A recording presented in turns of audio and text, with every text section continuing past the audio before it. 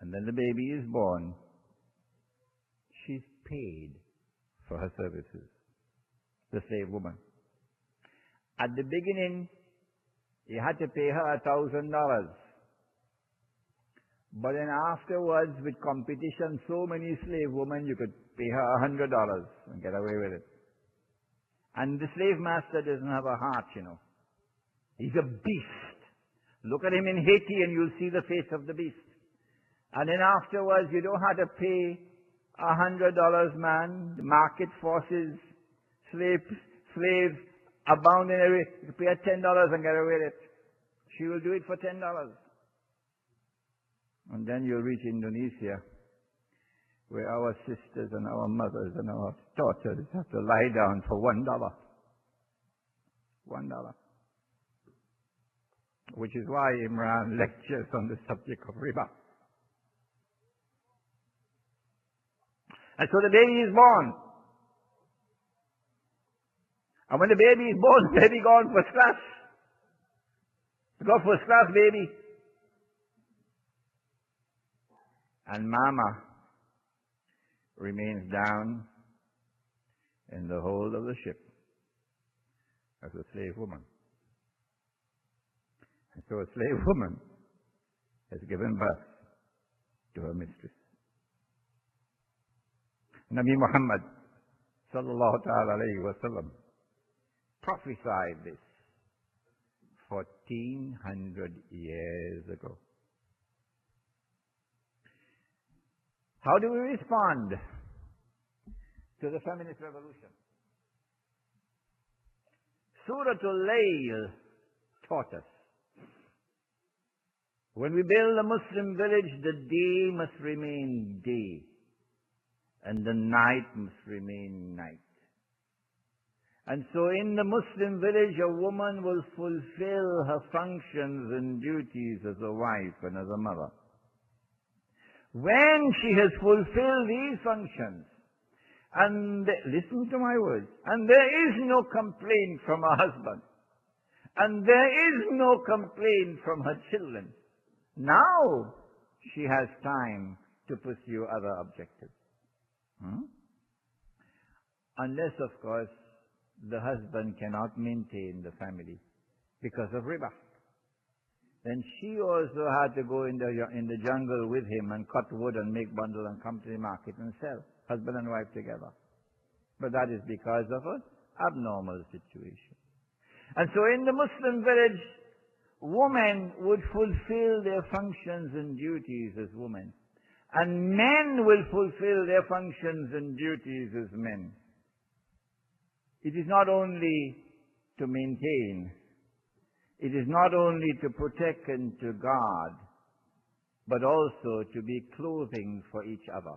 Hunna libasun lakum wa antum libasun lahun, says the Quran. You are their clothing and they are your clothing. When a man goes to another woman who is not his wife to fulfill his sexual desire, he doesn't go in the light, he goes in the dark. He does it in the dark, so he doesn't come out in the light. And so in essence he's become a rat. Yes. Because rats don't like the light. But not in the Muslim village. Our sons in the Muslim village would not take a woman in the dark. No. He will bring her out into the light, so the sunshine might fall upon her. And so she can walk the street with dignity, with respect. There are many women who, when listening to these words, will begin to weep because they know what kind of life they have to live in the dark. Sometimes a nikah takes place, a nikah of convenience, but it's not publicized. Nobody knows that they're married. And so she can't walk the street with her husband. You know, my wife teases me. Yeah, she teases me. She heard that Maulana Ansari rahimahullah went to perform the Hajj. And in the Hajj, the Maulana was holding hands with his wife. Maulana Siddiq Nasir was also there. So why can't you hold hands with me? So we're taking the subway to Manhattan, so I hold hands with her. She's very happy. She's as happy as a child when her husband holds hands with her. We come to Trinidad. She says, what happened? Why are you afraid to hold hands with me? Afraid what people will say? Yes, a woman longs to be recognized in public and held in respect by the public. And so when you take a woman in the dark and you keep her in the dark, you have taken off her clothing. Yes. هُنَّ لِبَاسٌ لَكُمْ وَأَنْتُمْ لِبَاسٌ لَهُنْ. They are your clothing and you are their clothing, says the Quran. In Islam, in the Muslim village, when men are men and women are women, there will be eternal longing for each other. And so homosexuality and lesbianism would not raise their ugly heads in such a society. No. But more than that, and this verse of the Quran comes to every woman whose heart is filled with loneliness, with frustration, for she's lived her life and now the sun is about to set. But she's never known what it is to be happy as a woman, fulfilled as a woman. Allah speaks and He says about men who marry in Allah's name and then live with their wives in a manner pleasing to Allah, fulfilling their duties. And women who have the fear of Allah and fulfill their duties to Allah. He says, وَمِنْ آيَاتِهِ أَنْ خَلَقَ لَكُم مِّنْ أَنفُسِكُمْ أَزْوَاجًا لِتَسْكُنُوا إِلَيْهَا.